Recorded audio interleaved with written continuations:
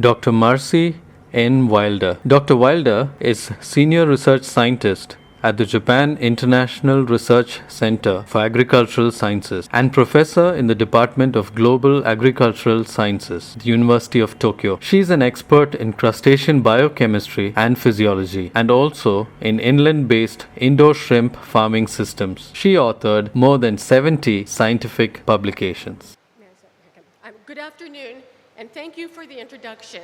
First of all, I would like to convey my deepest thanks to the Director of CIBA, Dr. K.K. Vijayan, and the Organizing Secretary, Dr. Shankar Alavandi, for inviting me to be here today.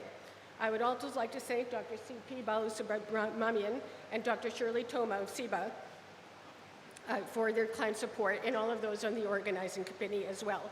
It is indeed an honor for me to be here to provide a speech at this important conference. Today, I will discuss advances in the science of crustacean reproductive physiology in relation to challenges in captive breeding and seed production, focusing principally on our laboratory's work on vitellogenesis and the hormones that control it, as well as our efforts to establish the control of female reproduction in captivity. But first, I would like to show a little bit of background on the world's aquaculture industry for shrimp. However, much of this data has already been shown in the morning. It goes without saying that shrimp culture is a global industry. However, regarding the Japanese market, 250,000 tons of shrimp are imported into Japan, and the domestic production is only at 1,500 tons, so we depend heavily on imports. At first, I would also like to show the species that we use in our laboratory. Principally, we use Lidopenes vaname, the white leg shrimp, because we are working on domestic recirculating aquaculture systems for this species.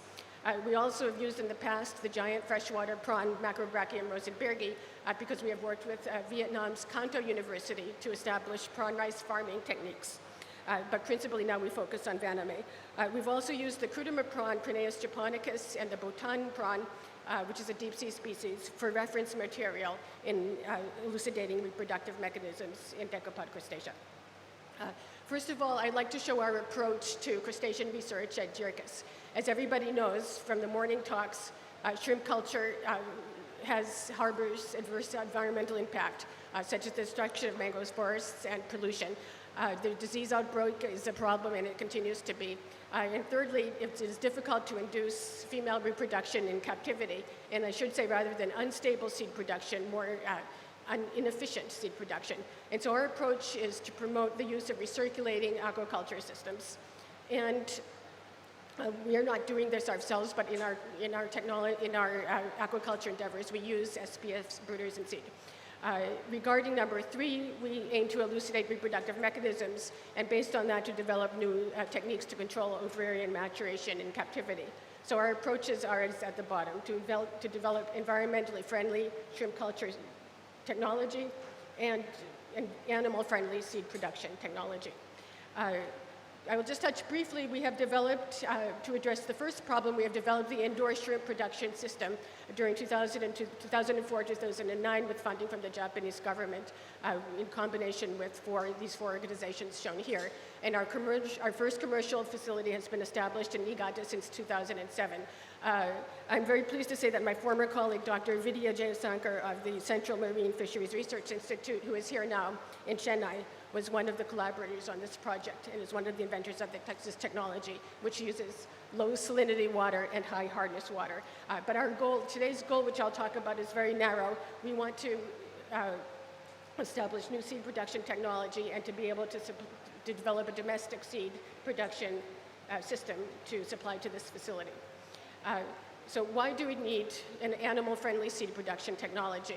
Approximately 200 billion post-larvae, or actually rather 400 billion, as I've learned from Dr. Weibund's presentation, are needed to support this enormous worldwide industry.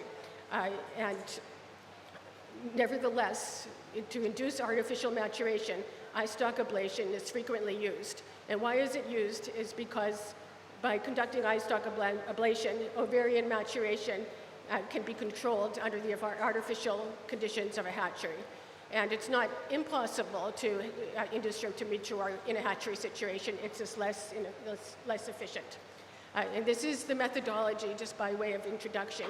This drawing is from a website called Animals Australia, and if you read the sentences in here, it describes the procedure.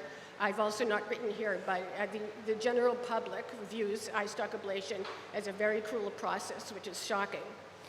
But normally after eye stalk ablation, fecundity drops, and then females have to be discarded. And one more slide in way of background, and then after that I will show you some actual data from our laboratory.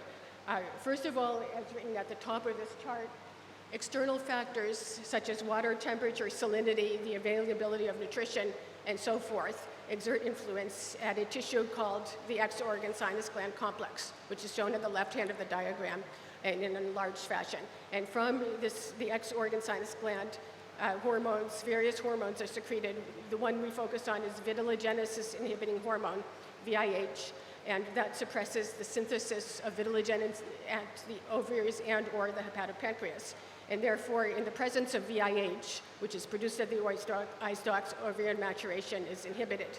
On the other hand, on the right-hand side of the diagram is shown VSH, vitellogenin stimulating hormone, which is postulated. It hasn't been found yet. It is believed to be, it is possible that it exists and that it stimulates the process. And finally, also not shown in this diagram, in insects, juvenile hormone is directly responsible for stimulating reproduction. In Crustacea, we believe that a precursor called methylpharosoate has a similar role, but it has not been completely clarified. So our aim is to understand these mechanisms so that we can apply our research to replace the technique of eye stalk ablation. So first I would like to go through some data from our laboratory, but it will represent and also talk about the work of other groups in general to give you an overall picture of what's happening in decapod crustacea. This first figure here is the vitellogenin structure the structure of the vitellogenin molecule in decapod crustacea. And it was first elucidated in 2000 in the species Penaeus japonicus, secondly in 2002 in Macrobrachium rosenbergi, and thirdly in Pandulus hypsonatus. And these have all been done by our group, but since then more than 20 decapod species, crustaceans, lobsters, and so forth have been elucidated, and we have seen that there is a high degree of homology, which indeed actually reflects taxonomic classification. For example, in the first part of the molecule, Macrobrachium rosenbergi shows 72% amino identity with Pandulus hypsonatus. But if we compared Penaeus japonicus, shown at the bottom, with Penaeus vanameae, which are very related species, that the degree of identity is nearly 90%. So by understanding how this molecule is produced, the next step is to understand what actually controls the production of the molecule itself. And I should also add, we now know that vitellogenin is synthesized in the ovary and the hepatopancreas in a Penaeid species, and in the hepatopancreas only in freshwater species. So going on to the next topic, the next step was to elucidate the structure of vitellogenesis inhibiting hormone itself, and to obtain a better understanding of how it works. This figure here represents our first isolation of VIH in Lidopenaeus vanameae, and is a chromatogram using 250 eye stalks. To actually complete the work, we had to use 1,300 eye stalks. And what we did was dissect the sinus glands under a dissection microscope because they could not be seen by the naked eye. And so we used a very enormous quantity of eye stalk material. And this was run on reversed phase HPLC, giving several peaks labeled from A to G. And we also limited, you can only obtain up to 25 to 35 residues. And then after that, to obtain longer sequences, you have to go to gene cloning. But this at least gave us preliminary identification, and you can see that the sequences are very similar. And in the graph shown here at the left, we used each of these VIHs in organ culture to determine whether they had VIH activity or not. And so the graph on the bottom left shows that 6 of them, the one marked by an X, didn't have any activity. So this established that there are multiple VIHs in Penaeus vanameae, and that 6 of them have VIH activity. And I should also add that why are there multiple VIHs? It's a common phenomenon in many species, but VIH and MIH belong to something called the Crustacean hyperglycemic hormone family, and they share similar activities. For example, VIH may inhibit ovarian development, but at the same time it may also have molt inhibiting activity or the activity to raise blood sugar, blood glucose levels in animals. And this next slide, I won't go into this represents a lot of work, and if anybody's interested, I would like to refer them to the paper that is referenced here. Our next job was to determine the gene structure for VIH. In this way, we have full sequence, which includes the signal peptide, a peptide that is an associated crustacean protein related peptide, and then the mature peptide starting from where it's written. And it's the more mature peptide that you actually find in the eye stalks and circulating in the hemolymph. And so, having completed this work, we now had established the full sequence for VIH. And again, this work that I'm talking about now, I'm talking about our group, but similar workers have done similar types of work for other species. And at this point in time, everybody is finding the same kind of phenomenon that it holds through for all decapod species. Another thing that we did was to determine to establish measurement systems for vitellogenin and vitellogenesis inhibiting hormone themselves. And the methodology is shown here. We basically use a type of enzyme immunoassay which makes use of antigen antibody binding of the material that you're trying to use. And so the methodology is shown here, and it's a sandwich type of assay. For vitellogenin, which is present in fairly large quantities in any animals, it's not a very difficult thing to do. But for VIH, which is present in only nanogram level quantities in the hemolymph, it's rather tricky, and certain cleanup methods are required before the actual assay can be done. But having done this, we were able to examine how VIH and to examine the dynamics of vitellogenin and VIH in relation to mold stage in Penaeus vanae. I have shown, I'm not showing data from Macrobrachium rosenbergi because it's a little bit old, but in all crustacean species examined up to now,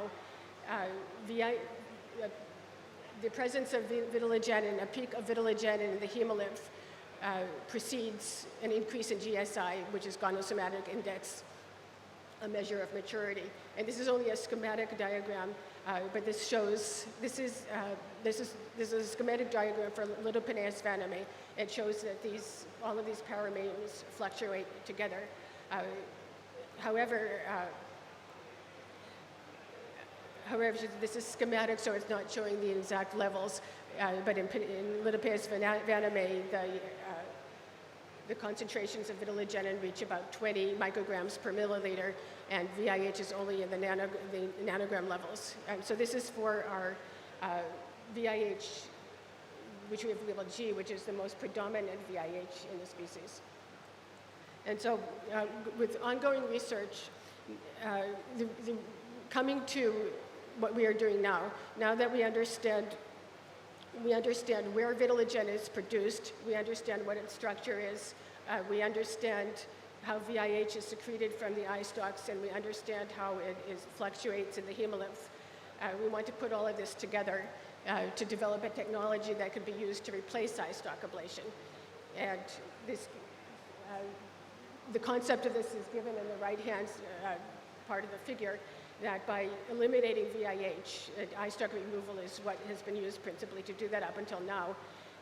We are hoping that we could remove the brake to reproduction, so to speak, and make it easier for reproduction to proceed. And I can't show you the actual data right now, but we have patent pending technology where we use the method of RNA interference to knock down VIH expression in the eye stalks. And this is, frankly, it's not quite enough yet. We need to do a little bit more work. We need to find factors that actually stimulate reproduction. But that is something that we're working on, and I'm just going to speak about that for in using this slide for a couple of more minutes.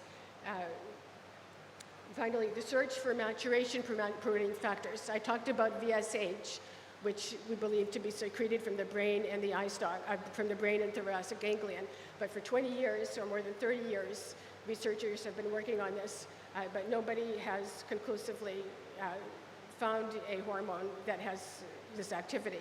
And in the past couple of years, we focused on a hormone called RPCH, red pigment concentrating hormone, which is a peptide consisting of 9 amino acids, and it's expressed in multiple tissues, including the eye stalk. Its principal role is the control of body culture, but we have also used it. We've injected repeated injections into shrimp of like 5 or 6 times will cause a certain amount of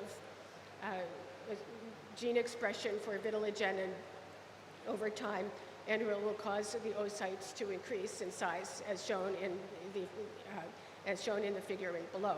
And so this is something that we're working on. We don't believe this is the real VSH. We're currently collecting large amounts of brain and thoracic ganglion to do a classic extraction method where we will, as I showed you for VIH, where we'll attempt to locate the hormone and find something, we'll hope to find factors that do cause vitellogenin expression to be promoted in shrimp. And so this concludes my talk. This is a very general overview of our work. But I'd like to just to touch briefly upon our future plans, is that we will continue to use hormonal and environmental manipulation, the techniques of RNA interference and other methodology, including the control of environmental conditions to promote vitellogenesis under the artificial conditions of a hatchery situation. And our aim foremost is to establish a domestic hatchery for Lidoponeus vannamei so that we can supply this to our domestic ISPS facilities in Japan. And as Dr. Chamberlain had said in the morning, that the problems in shrimp culture are wide-ranging and nobody can handle everything. And our goal is, our contribution is that we wish to find an alternative to eye stalk ablation based on physiological research. And finally, I would like to conclude with a statement that with a mission of our institute, which is to develop new technologies that could be used in major shrimp producing countries, in line with our institute's mission of undertaking comprehensive research in agriculture, forestry, and fisheries, and to assist related industries in developing regions. And with this, I would like to thank you for your kind attention. Thank you very much.